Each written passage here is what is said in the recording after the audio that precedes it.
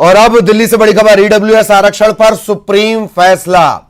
जजों की बेंच फैसला पढ़ रही है। एक एक जज अपना अपना फैसला बताएगा। जस्टिस माहेश्वरी, उन्होंने ईडब्ल्यूएस आरक्षण को संवैधानिक करार दिया है। यह भी उन्होंने कहा कि यह संविधान के किसी प्रावधान का उल्लंघन नहीं करता है। जस्टिस माहेश्वरी का यह कहना है। ईडब्ल्यूएस पर आरक्षण, ये आर्थिक रूप से जो कमजोर है उनके आरक्षण का मामला है, सुप्रीम कोर्ट पहुंचा हुआ था। भारत के संविधान के बुनियादी ढांचे का यह उल्लंघन नहीं करता। इसके अलावा जस्टिस बेला त्रिवेदी, उन्होंने भी आरक्षण को सही करार दिया। जस्टिस माहेश्वरी से उन्होंने सहमति जताई है। आर्थिक रूप से कमजोर वर्ग को जो 10% आरक्षण दिया गया है उसकी वैधानिकता पर सुप्रीम कोर्ट का फैसला आ रहा है। चीफ जस्टिस यूयू ललित ने कहा है कि 4 आदेश इसमें पढ़े जाएंगे।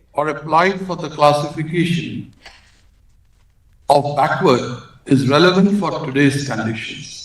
The idea of Baba Saheb Ambedkar was to bring social harmony by introducing reservation for only 10 years. However, it has continued past 7 decades.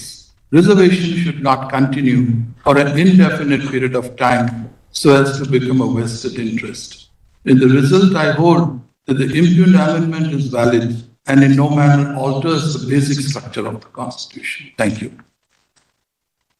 Finally, I invite Justice Savindra Bhatt to place it.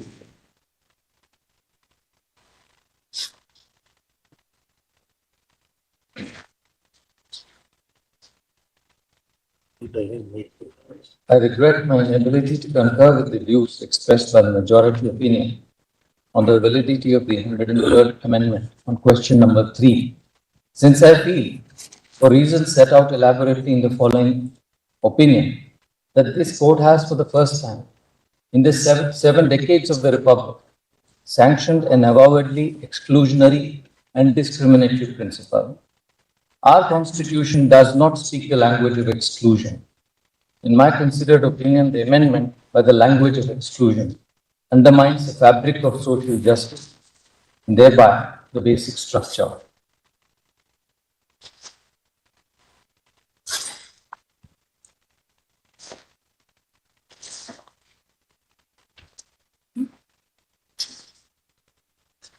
I am of the opinion that the application of the doctrine of classification, differentiating the poorest segments of societies as one segment, that is the poor beneficiaries of reservation, and the other, the poorest who are subjected to additional disabilities due to caste stigmatization or social barrier-based discrimination, the latter being justifiably kept out of the new reservation benefit, is an exercise in deluding ourselves that those getting social and educational backwardness-based reservations are somehow more fortunate. This classification is plainly contrary to the essence of equal opportunity. If this Constitution means anything, it is that the code of Articles 15.1, 15.2, 15.4, 16.1, 16.2, and 16.4 are one indivisible whole. This court has reiterated time and again that Articles 16.1 and 16.4 are facets of the same equality principle. That we need Articles 15.4 and 16.4 to achieve equality opportunity guaranteed to all in Articles 15.1 and 16.1 cannot now be undermined through this reasoning to hold that the theory of classification permits exclusion on this very basis.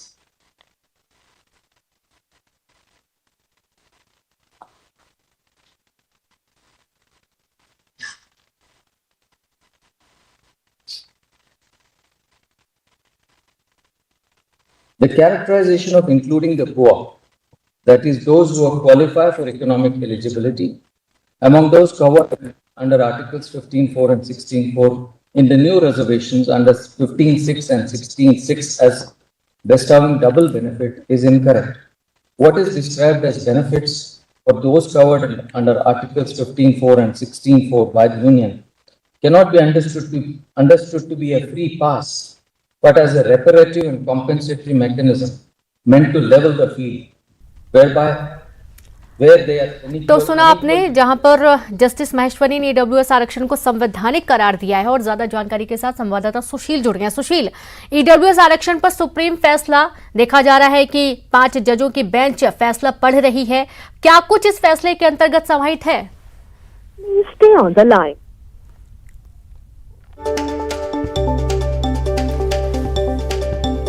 तो सुशील से एक बार फिर से संपर्क करेंगे। और आप ये देखें कि ईडब्ल्यूएस आरक्षण पर सुप्रीम फैसला, 5 जजों की बेंच फैसला पढ़ रही है। जस्टिस माहेश्वरी ने ईडब्ल्यूएस आरक्षण को संवैधानिक करार दिया। और संवाददाता सुशील से एक बार फिर से जुड़ गए हैं। सुशील, 5 जजों की बेंच फैसला पढ़ रही है और ये क्या कुछ फैसले के अंतर्गत इस वक्त अभी देखा जा रहा है? फिलहाल अभी क्या कुछ जानकारी?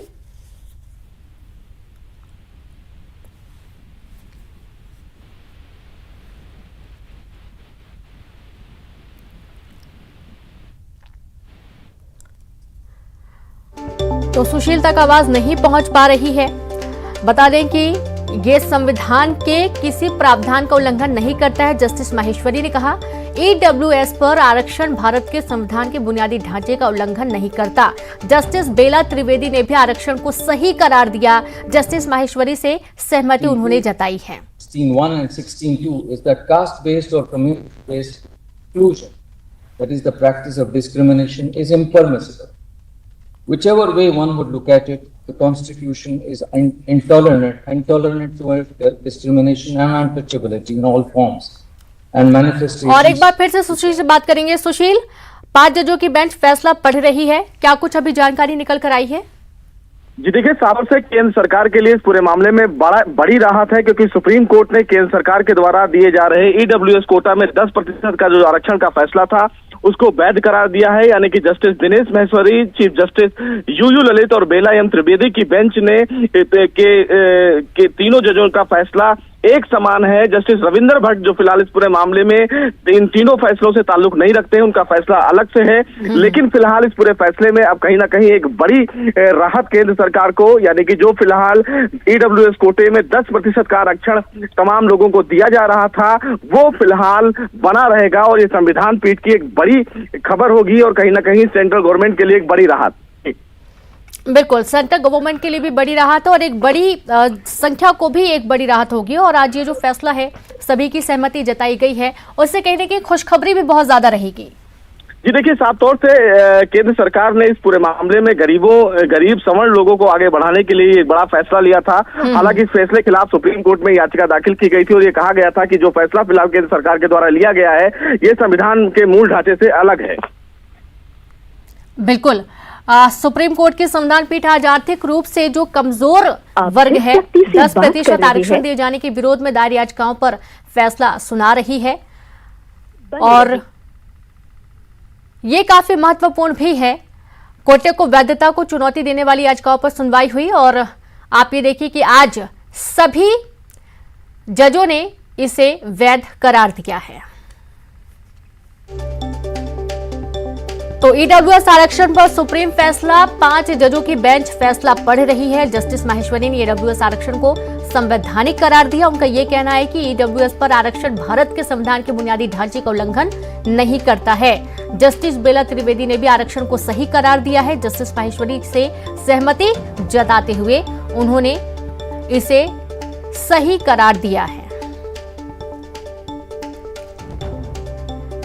तो केंद्र सरकार ने 2019 में 103वें संविधान संशोधन विधेयक के जरिए आर्थिक रूप से कमजोर वर्ग को शिक्षा और नौकरी में 10% आरक्षण देने की व्यवस्था की थी और इसी को लेकर कई सारी याचिकाएं लगाई गई थी और इन याचिकाओं पर महत्वपूर्ण सुनवाई कई बार हुई और आज इसका फैसला आया है, जहां पर यह साफ किया गया है कि आरक्षण किसी भी तरीके से गलत नहीं है, इसे वैध करार दिया गया।